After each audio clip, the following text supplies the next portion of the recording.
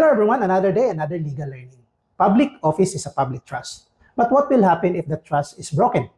Today, we will dive into one of the most important accountability issue in public service, dereliction of duty. Tara, let's talk about this.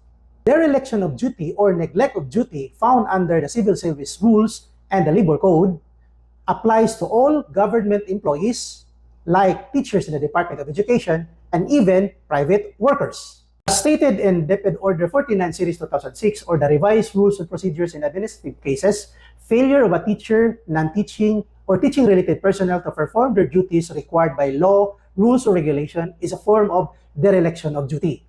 Example, teacher or master teacher na wag sulod-sulod siyang klase.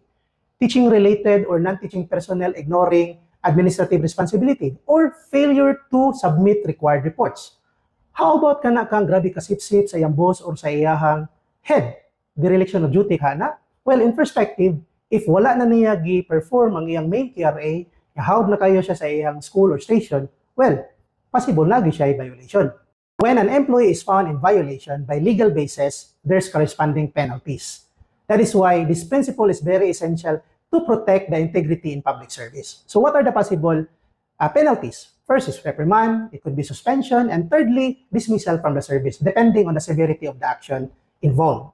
In closing, this is not about rules on paper. This is about how neglecting responsibilities affects our communities, our schools, and our workplaces.